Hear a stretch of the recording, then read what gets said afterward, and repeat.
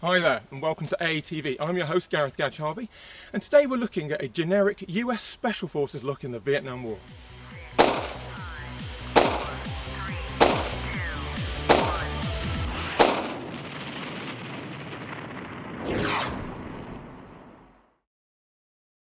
Okay, so we're going to do a bit of a different departure today from our normal loadouts.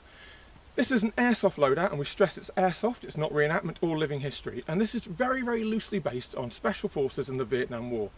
Now, more typically this will be the look worn by Green Berets attached to Mike Forces, or even Australian AATTV training team guys attached to Mike Forces. Now, I'm going to tell you now that really my love of Tiger Stripe comes from films like Deer Hunter and Apocalypse Now and TV shows like Tour of Duty, so this loadout really owes a lot more to sort of cinema and TV than it does to historical accuracy. So if you think I've done something wrong, it's probably because I'm copying Apocalypse Now more than copying a history book. As usual, we're not going to tell you what to wear for your own personal protection. Your boots, your gloves, your eye pro, your lower face pro is entirely up to you, whatever you feel safe with playing airsoft. In this loadout, I've chosen to wear historically accurate things like jungle boots and pilot's gloves, but don't feel you have to. Wear what keeps you safe.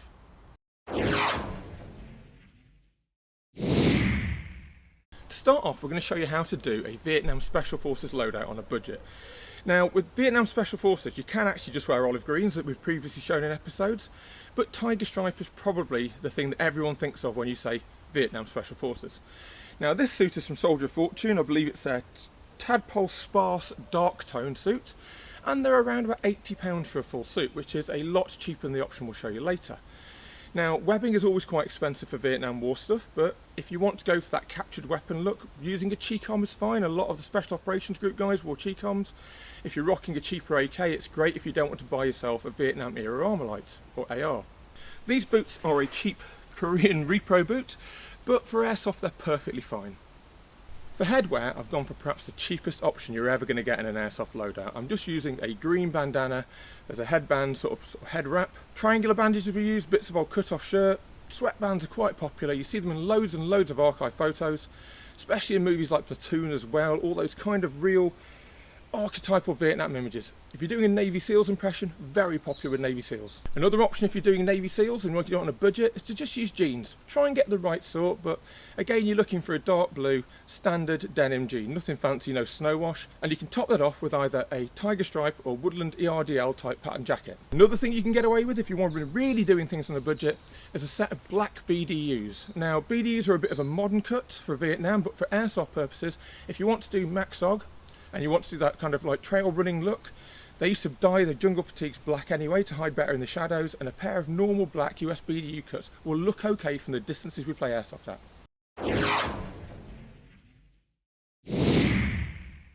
Okay, so for a more detailed and probably more historically accurate look, we're going to go for the slightly more expensive Soldier of Fortune John Wayne Dent Tiger Stripe uniform. Now, this is called John Wayne Dent's because it's a sort that was worn by John Wayne in the movie The Green Berets, and the stripes are quite dense. It's probably the most famous pattern of Tiger Stripe. When people say Tiger Stripe, this is usually what they mean. So, looking at it very simply, we've got a bush hat. Now, this has been cut down slightly because this particular make from Soldier of Fortune, the bush hat, is quite voluminous, so you look a bit like you're in the Stone Roses, so we've had it tailored. The shirt is your classic Southeast Asian kind of cut of Tiger Stripe shirt. You'll notice it's different from the jungle shirt we looked at in the Vietnam US Army video. So you don't have the same sort of pockets, you have these exposed buttons, quite flat pockets that don't really hold things very well. So 2 chest pockets, a cigarette pocket on the side, which is actually for a field dressing, but everyone carry their cigarettes in them. And if you roll down the cuff, it's closed with a button. But usually in hot weather I like to keep mine rolled up. So the trousers are the same sort of fabric and same pattern, exposed buttons, and again we've got that field dressing or cigarette pocket on the side. Originally, Special Forces troops would wear uniforms made for Southeast Asians, usually Vietnamese Marine uniforms, etc., or Airborne Forces uniforms, and they'd be quite short in the arm and the legs, so they look quite tight on the guys, and they'd be very short, coming up to there on the sleeve, maybe up to there on the leg. Now, later on, they started making them in actual European or American sizes.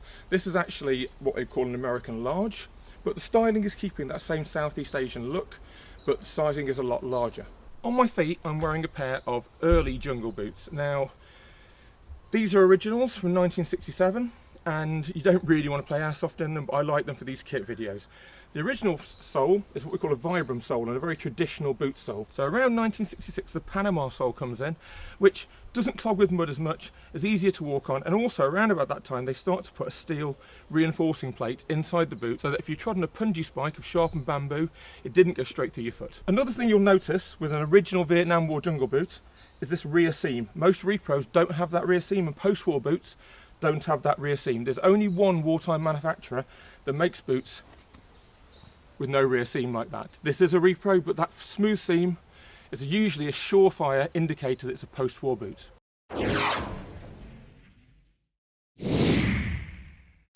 So without a shadow of doubt, one of the most synonymous items of US Special Forces in Vietnam is perhaps the Green Beret. Now I won't wear this because you know my views on wearing berets that I haven't earned outside of specific living history events. But as you can see, there's a Special Forces flash, and as I was portraying an officer, the rank badge is worn over the flash rather than the usual crossed arrow shield of the Special Forces. You'll notice a white trim on the shield. President Kennedy sponsored the Special Forces and really was their champion. After Kennedy's death, the rim on that shield becomes black as a symbol of mourning. And while we're on the subject of insignia with your Special Forces Tiger Stripe loadout, don't worry about putting any on it. Very rarely you see guys with Special Forces flashes or Mike Force patches, but to be honest, it just wasn't done, partly for unit security and also because this stuff would rot away in the jungle after a couple of missions. Trousers would rip so easily, people put their boxer shorts over the top of them, and also you won't see matching Tiger Stripe very often for that reason. People would buy a set, the trousers would wear out faster than jackets, jackets faster than the hats, so it's not wrong to have trousers in one pattern, jacket in another, hat in a third.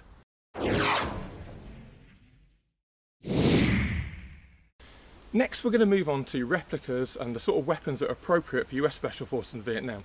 Now we're filming this bit in a lovely outdoors public park. Can't really get my M16 out here without getting a visit from people with real guns, so we're going to cut over to the AATV studio and show you there. So we're going to have a quick look at my workhorse for Vietnam games, the M16 from Classic Army, with its three-pronged splash hider, commonly seen during the early years of the war. And to give it more of an early war feel, I've taped a cleaning rod to the side with some era-specific tape. And this is because early M16s used to misfire a lot. You used to get a lot of stoppages, so it was easier to have your cleaning rod ready to hand. I've also put an early type sling on it. And in general, this is the sort of M16 you'll see with advisors in the early to mid stages of the Vietnam War. Our second replica in the selection is going to be the XM177. This is the first model, and very, very popular with advisors and special forces who wanted a lighter rifle, so when they're doing recce work and they're observing or teaching and not particularly involved in a firefight, they don't need the bulk of a full rifle. Also quite handily, very easy to get in Airsoft and very portable to move around with on a Vietnam game or the skirmish field. Features a collapsible stock and a shortened front handguard compared to the very long triangular handguards of the M16. Now, because of the short barrel and the shorter handguard, they had quite an extensive muzzle flash and report, and this flash hider extension was put on allegedly to make the report of the weapon sound more like an AK, to give you away less when you're doing a recce job and you have to take that shot and the Viet Cong don't just go 5.56. Previously we mentioned wearing a Chi-Com as a budget way of getting webbing for your Vietnam Special Forces loadout. Now if you're going to use a Chi-Com, pair it up with a classic AK. Now most AKs in the Vietnam War are actually Chinese type 56s, but an Airsoft AKM like this model here from LCT will not look wrong, you'll look fine. And again, they had a classic report, so guys who were doing long range recce patrols would love them because it wouldn't give them away. Guys who were working with friendly forces, less so, because it might confuse someone and think that the VC had outflanked them. Now if you can't find one of those classic weapons of the Vietnam War, the great thing about special forces in Vietnam, and especially early war, is they use some quite weird stuff. So very, very early on, a lot of the advisors and special forces teams had German MP40s, silent Stens, they used Luger pistols, and on pistols as well, the classic 1911 is a great sidearm choice if you really want an airsoft sidearm, although they weren't really that often carried in the field. Pump action shotguns were a popular choice for guys working on point on a recce patrol. As long as it's kind of World War II, Korean War era sort of stuff and you're doing an early war impression, there's quite a large amount of scope for using non-standard weapons in a Special Forces loadout. Now we're going to move on to the fighting load for that US Special Forces soldier in Vietnam. Now this particular look for Airsoft is based on a Mike Force member who were a mobile strike force who would lead local mercenaries such as the Nungs or Montagnards in clashes with the VC and the NVA in the north of Vietnam. So On top of the tiger stripe uniform we spoke about earlier, I've got a set of webbing which is a rough mix of M56 and World War II pattern stuff. So like in our earlier episode on standard US Army kit in Vietnam, it's an M56 suspenders, field dressing pouch, snap link carabiner, and again I've got a butt pouch on the back. Now the butt pouch wasn't used that much because most people kept all their stuff in a rucksack, but this is an airsoft application. I need this to carry my gas, my spare BBs, a bit of food, etc. But perhaps the most different thing we've got here is this ammo belt. This is a World War II bar belt. Now the bar was the Browning automatic rifle, and this was designed pre-World War II to carry ammo for that really big cumbersome quasi-light machine gun. Now a lot of Special Forces guys in Vietnam found that actually you could put 3 to 4 20-round M16 mags in each of these separate containers. Quite often the rear pouch would be left free of ammunition to hold other field supplies, perhaps grenades, perhaps another dressing, etc. But you can still hold far more ammunition for an intense firefight than you can using standard M56 webbing. Quite often a Claymore directional grenade would be carried, but here I use a Claymore bag as a dump pouch. Again, it's a concession to Airsoft. I'm not doing living history. This is to get a Vietnam look at a Vietnam film sim or even at an open day. And when I do those mags, because it's not the easiest thing to open, close, put back in again, just want to be able to throw them straight in there without any hassle.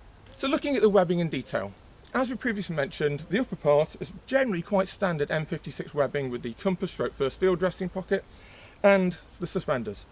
The belt itself though is very different. Rather than having a pistol belt with ammo pouches attached, the bar belt is all one piece. It's adjustable for different waist sizes, and this particular model is actually Portuguese. It doesn't have the US stampings, but apart from that, it's a very, very close copy to the US model used in Vietnam by some forces. On the rear, I've got 2 water bottle canteens. Quite often you'd see more because it got so hot and you'd need as much water as you can carry, but for Airsoft, I'm happy with 2. On these, they're the older pattern of canteen that's been used and modified to have Alice clips to keep it more secure on the belt. Lastly, as we spoke about before, I've got a butt pouch, which is purely for keeping those Airsoft essentials in. Lastly, though we don't really specify PPE for these loadouts, if you really want that Vietnam look, one of the options is to use these sort of pilot's gloves, which are quite popular with and without the fingers cut off. Also, some recce forces, or recon as the US call it, would use a leather fingerless glove. Either of those is great if you want a really themed look for your hand protection.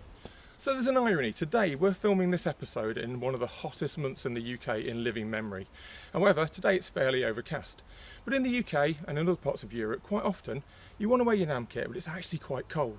Now, there's a nice thing you can do with this particular Special Forces loadout. A lot of guys operating in the highlands of Vietnam, it could often be quite cold and quite wet. So a sleeping shirt was issued to many troops.